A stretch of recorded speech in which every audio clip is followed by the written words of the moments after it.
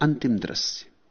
एक बार देवताओं में यह प्रश्न उठा कि दानों में कौन दान श्रेष्ठ है, रसों में कौन रस श्रेष्ठ है, रतियों में कौन रति श्रेष्ठ है, और तृष्णा क्षय को क्यों सर्वश्रेष्ठ कहा जाता है। कोई भी इन प्रश्नों का उत्तर न दे सका। देवताओं ने सबसे पूछने के बाद इंद्र से पूछा, वह भी इसका उत्तर न दे सका। तब इंद्र सहित सभी देवताओं ने जेतवन में जाकर भगवान के पास आयन प्रश्नों को पूछा। भगवान ने कहा, धर्म के अनुभव में सब प्रश्नों के उत्तर हैं। फिर प्रश्न बहुत नहीं है, एक ही है। सोचने मात्र से समाधान नहीं होगा, जागो, जागने में समाधान है। धर्म के अनुभव में समाधान है। सब व्याधियों के लिए एक ही औषधि है, धर्म। तब उन्होंने यह सूत्र कहा, सव्वदानम धम्म दानम जिनाति सब्बम रसम धम्म रसो जिनाति सब्बम रति धम्म रति जिनाति तणक्यो सब दुखम जिनाति। धर्म का दान सब दानों में बढ़कर है। धर्म रस सब रसों में प्रबल है। धर्म में रति सब रतियों में बढ़कर है।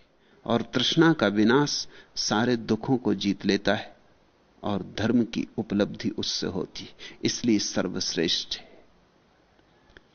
पहले इस दृश्य को हृदयंगम कर लें। एक बार देवताओं में प्रश्न उठा। देवताओं के पास कुछ और काम है भी नहीं, व्यर्थ की बकवास। देवता करेंगे भी क्या, काम तो वहां कुछ बचता नहीं, काम तो समाप्त हो गया। कल्प वृक्षों के नीचे बैठकर सभी इच्छाएं पूरी हो जाती। देवता सुख ही सुख में जीते। जीवन का बाहर का व्यवसाय तो बंद हो जाता है। जब बाहर का व्यवसाय बंद हो जाता तो चित्त के सब व्यवसाय शुरू हो जाते। तब बड़ा सोच विचार उठता, बड़े विवाद उठते। ख्याल करना, दर्शन शास्त्र तभी पैदा होता है जब पेट ठीक से भरा हो। भूखे भजन न होई गोपाला, भूखे भजन हो भी नहीं सकता। जीवन की सीढ़ियां हैं। शरीर की जरूरतें पूरी हो जाएं तो मन की जरूरतें पैदा होती। शरीर की जरूरतें अधूरी रहें तो मन की जरूरतें कभी पैदा नहीं होती। अब कोई भूखा मर रहा है, उसको तुम कहो कि ये बीथोवन का संगीत सुनो, वो तुम्हारा सिर फोड़ देगा। वो कहेगा, मैं भूखा मर रहा हूं, बीथोवन का संगीत आप कह क्या रहे हैं, आप मेरा अपमान कर रहे हैं। और भूखे पेट में बीथोवन का संगीत जाएगा कैसे? भूखा संगीत सुन कैसे सकता है? कोई भूखा मर रहा है और तुम कहते हो पढ़ो कालिदास की कविताएं, इनसे बड़ा आनंद आएगा। वो कहता है कुछ रोटी मिल जाए, कालिदास आप पढ़ो, रोटी मुझे दे दो। एक सीढ़ी है। शरीर की जरूरत पूरी हो तो मन की जरूरत, मन की जरूरत में काव्य है, संगीत है, कला है। फिर मन की जरूरतें पूरी हो जाएं तो आत्मा की जरूरतें पैदा होती। जिसने अभी संगीत नहीं सुना और जिसने काव्य का रसास्वादन नहीं किया, वो धर्म के जगत में प्रवेश ना कर सकेगा। और जिसने अभी दर्शन शास्त्र के ऊहापोह में नहीं उलझन ली, नहीं डोला, वो भी धर्म में प्रवेश नहीं कर सकेगा। धर्म आखिरी जरूरत है, धर्म अंतिम है, वो आत्मा की जरूरत है। इसलिए जब कोई देश समृद्ध होता है तो धार्मिक होता है, जब कोई देश गरीब हो जाता है अधार्मिक हो जाता है। इसलिए भारत जैसे देश की अभी धार्मिक होने की संभावना नहीं।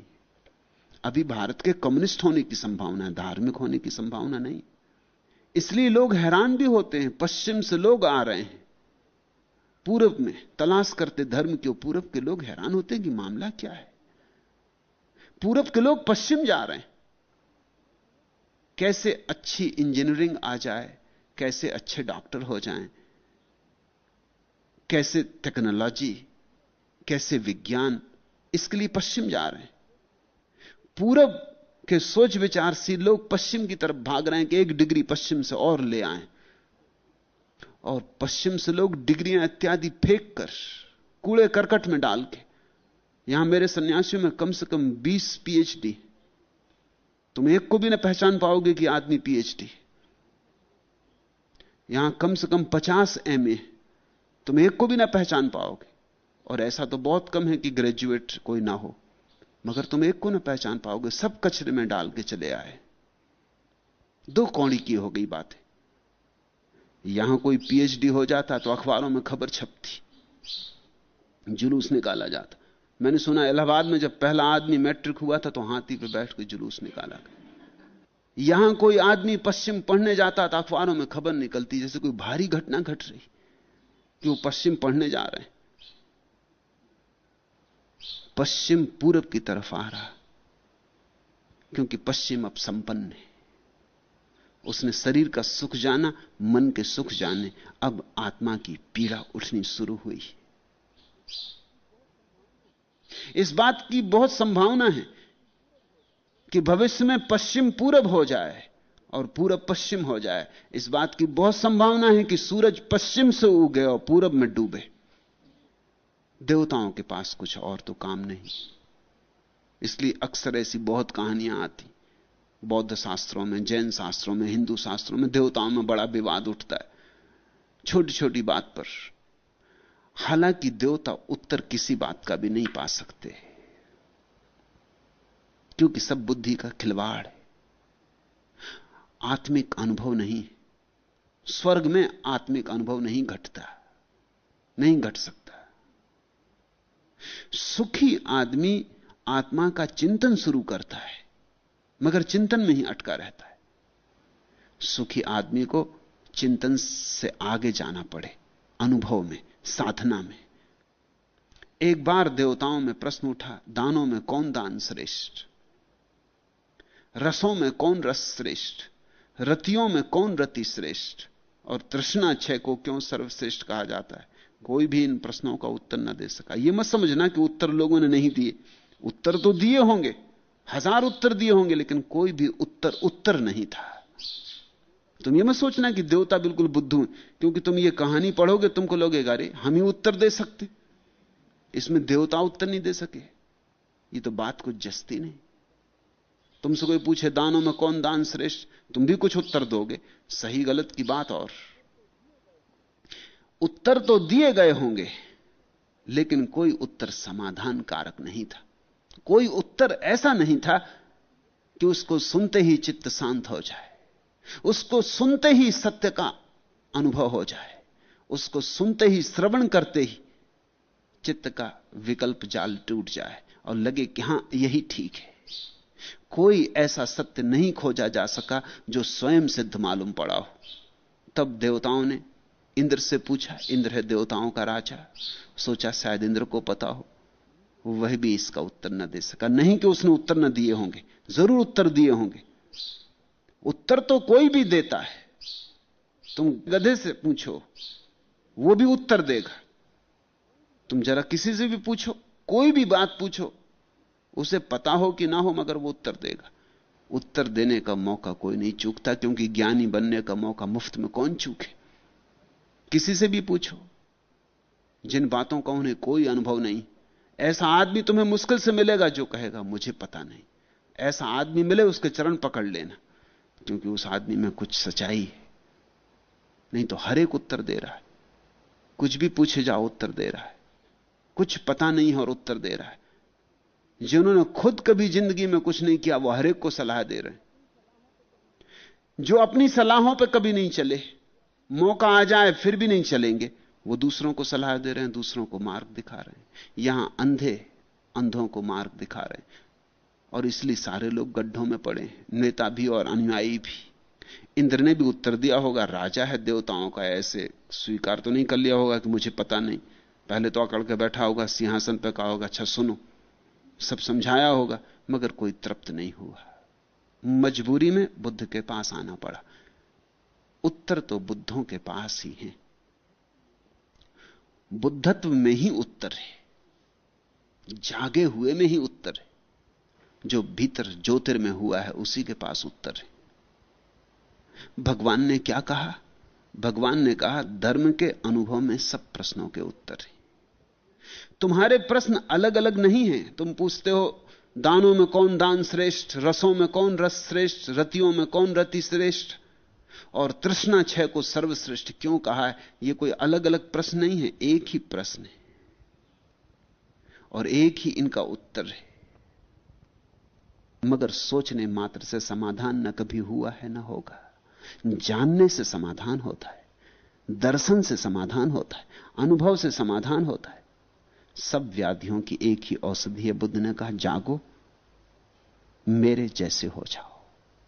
जैसे मैं जागा ऐसे तुम जागो। जागते ही सारे प्रश्नों का उत्तर मिल जाएगा। और क्या उत्तर है इन प्रश्नों के? तो बुद्ध ने कहा, धर्म का दान सब दानों से बढ़कर है। धन देने से क्या होगा? धन से तुम्हें ही कुछ नहीं मिला तो दूसरे को देने से क्या होगा? धन देने का मतलब ही यह है कि तुमने तो पाया कि कचरा है, अब तुम दूसरे पे टाल रहे हो।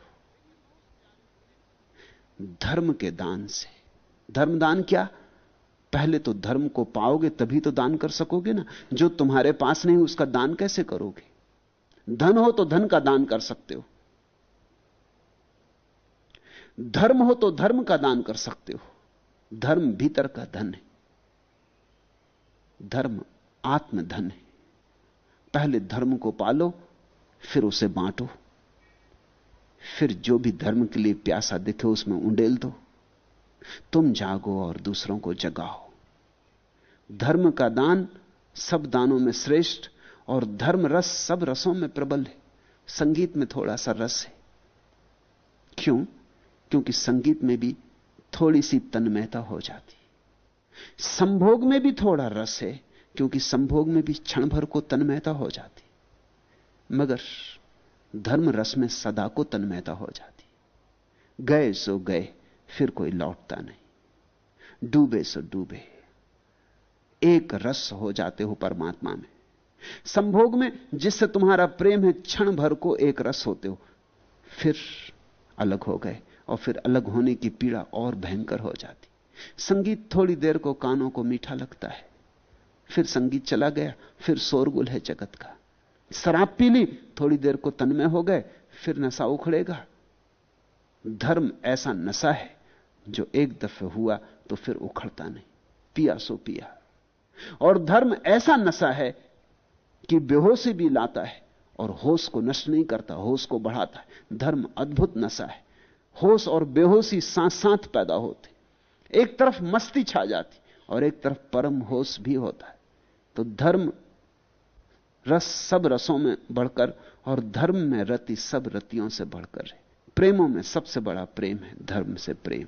रतियों में सबसे बड़ी रति है धर्म रति। स्त्री के साथ थोड़ी देर खेलो, थोड़ा सुख है। पुरुष के साथ थोड़ी देर खेलो, थोड़ा सुख है। रति क्रीड़ा। लेकिन परमात्मा के साथ खेल लो सदा के लिए। धर्म रति बुद्ध कह रहे हैं उसको। अस्तित्व के साथ संभोग रत हो जाओ, अस्तित्व के साथ एक हो जाओ, फिर कोई अलग ना कर सकेगा। क्यों? क्योंकि अस्तित्व के साथ वस्तुतः हम एक ही हैं। हमने अलग मान लिया, वो हमारी भ्रांति। उसी भ्रांति के कारण दुख है। भ्रांति गिर जाए फिर सुख ही सुख है। और तृष्णा का विनाश सर्वश्रेष्ठ कहा है, क्योंकि तृष्णा के विनाश से ही धर्म उपलब्ध होता है।